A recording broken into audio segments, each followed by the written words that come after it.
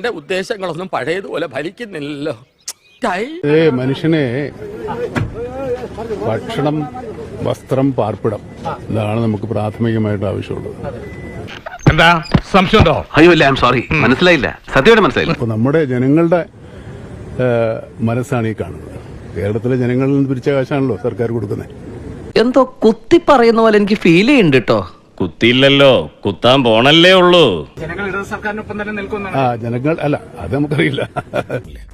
അതൊന്നും എനിക്കറിയാൻ മേല. എന്താണ് ഒത്തില്ല? ആ മൂപ്പര് ഒപ്പിക്കാൻ നടക്കുക.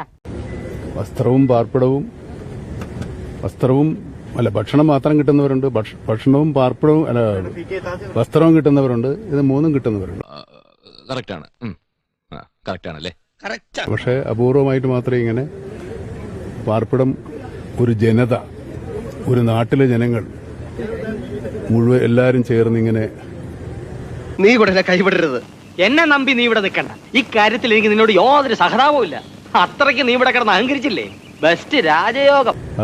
നിരാശ്രയരായ ഇങ്ങനെ ഒരു ലാഭത്ത് സംഭവിച്ച ആളുകൾക്ക് വേണ്ടി സംഭാവന ചെയ്തുണ്ടാക്കിയത് ജനങ്ങളുടേതാണ്. സാരില്ലടാ, നീ എവിടെ പരിപാടി അവതരിപ്പിച്ചാലും ഇത് തന്നെയാണല്ലോ നിന്റെ വിധി. ജനങ്ങൾ ഇത് നമ്മൾ കൊടുത്തതാണ്, നമ്മുടേതാണ്. കേരളത്തിന്റെ ഒരു എന്താ പറയാ സോഷ്യൽ ക്യാപിറ്റൽ, സാമൂഹ്യ മൂലധനമാണ് ഈ കാണുന്നത്.